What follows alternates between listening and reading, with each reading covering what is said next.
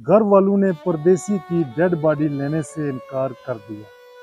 कितना बदनसीब है जफर दफन के लिए, 2 गज जगह न मिली कोई यार। ये सोशल मीडिया पे स्टोरी देखने को मिल रही है कि एक शबीर नामी बंदा है जो कि कुवैत में मेहनत मजदूरी करता था, पैसे कमाता था और अपने घर वालों को भेजता था। मगर अचानक से बीमार हुआ, उसको फालिज हो गया और बिल आखिर वो कुवैत के अंदर फोत हो गया। जब वो फोत हो गया तो उसकी डेड बॉडी को जब दोस्त अहबाब ने घर भेजने की तैयारी की तो घर वालों ने लेने से इनकार कर दिया। दोस्त अहबाब की वीडियो जो मंजराम पर आई है उसमें वो ये बता रहे हैं कि हमने यहाँ तमाम दोस्तों से मिलकर तकरीबन 700 दिनार की रकम इकट्ठी की ताकि ये जो शबीर नामी बंदा है इसकी डेड बॉडी को इसके घर पहुँचाने का एहतमाम किया जाए। मगर जब हमने घर वालों से रब्ता किया तो घर वालों ने साफ इनकार कर दिया कि हम शबीर की डेड बॉडी नहीं लेना चाहते। आप ऐसा करें कि आपने जो ये 700 दिनार इकट्ठा किया है वो हमें भेज दें, हमें डेड बॉडी की ज़रूरत नहीं है, जो पैसे हैं वो आप हमें भेज दें। सोशल मीडिया पर इस तरह की खबरें गर्दिश कर रही हैं। शबीर का तल्लक जो भारत के ज़ेर इंतज़ाम कश्मीर का ज़िला पुंछ की तहसील मेडर के किसी एक गांव से है। तो शबीर कुवैत में मेहनत मजदूरी करने के लिए गया।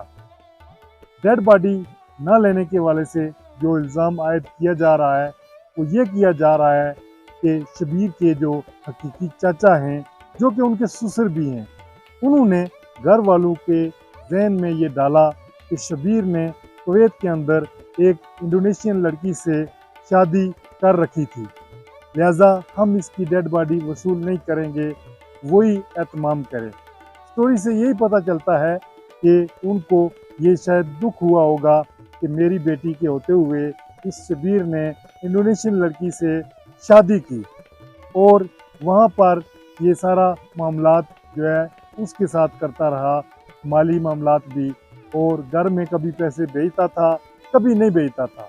सोशल मीडिया पे चलने वाली स्टोरी कुछ ऐसा ही बयान कर रही है। हमने जो शबीर का ससुर और हकीकी चाचा हैं उनका भी एक इंटरव्यू सुना है। उन्होंने उस इंटरव्यू में क्या कहा है वो भी आपको बताएंगे।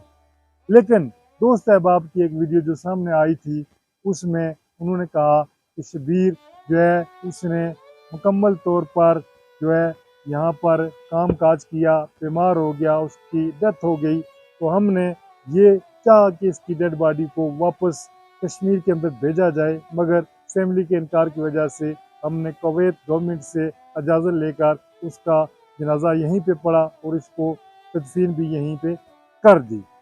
उन्होंने ये कहा है कि शबीर ने कोई दूसरी शादी नहीं की थी।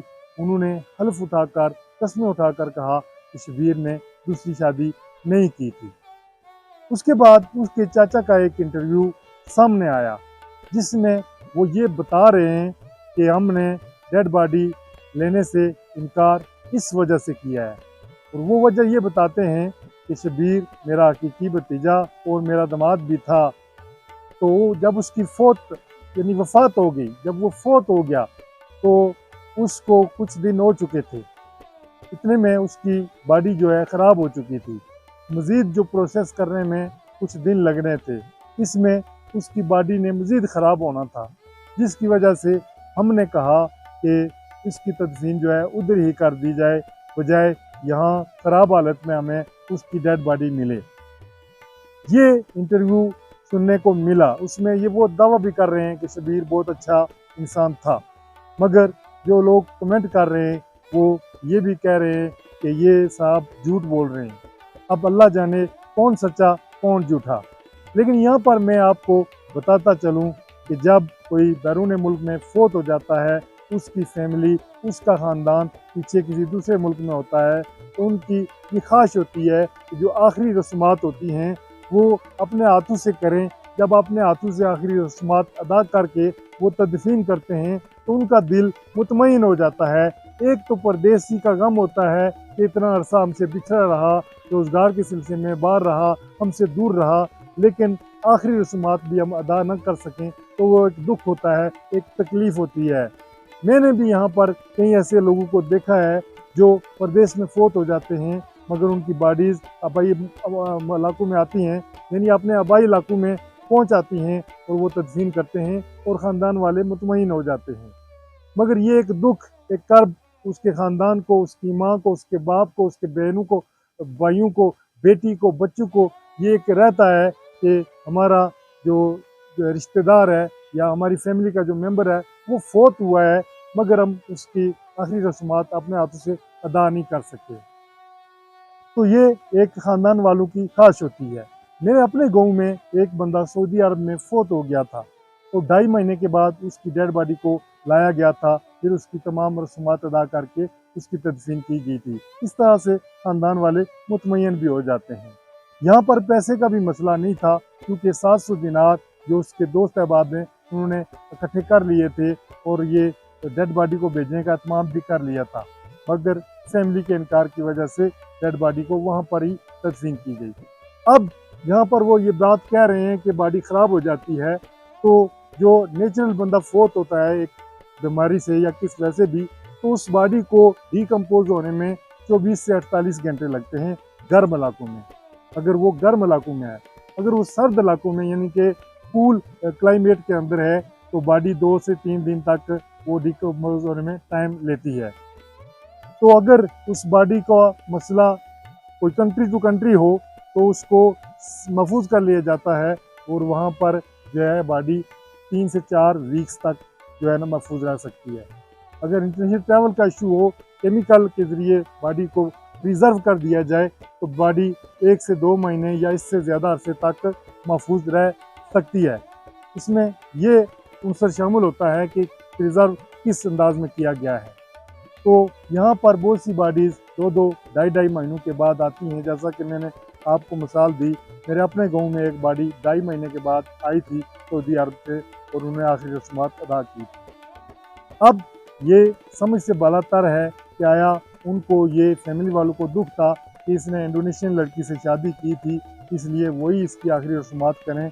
लेकिन जो दोस्त अहबाब ने जो वीडियो के ज़रिए बताया है, पैगाम दिया, उन्होंने कहा है कि शबीर ने कोई शादी नहीं की थी। अगर अंदरूनी ये मामला हुआ हो तो ये एक ज़्यादती है।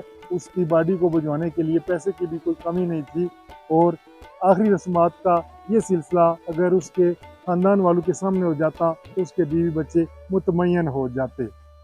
आपकी क्या राय है? आप अपनी राय कमेंट बॉक्स के ज़रिए शेयर कर सकते हैं और अगर आप उस इलाके के रहने वाले हैं तो आप मज़ीद हक़ाइक़ से भी हमें आगाह कर सकते हैं। अपना फीडबैक कमेंट बॉक्स के ज़रिए शेयर करें। इस स्टोरी के हवाले से आपके पास कोई मज़ीद मालूमात हैं तो वो आप कमेंट बॉक्स के ज़रिए शेयर कर सकते हैं, ताकि दिगर लोगों की मालूमात में भी मज़ीद इजाफ़ा हो सके। मुझे दे इजाज़त, मैं हूँ अल्ताफ़ मलिक और जाने से पहले चैनल को ज़रूर सब्सक्राइब करें। अल्लाह हाफ़िज़।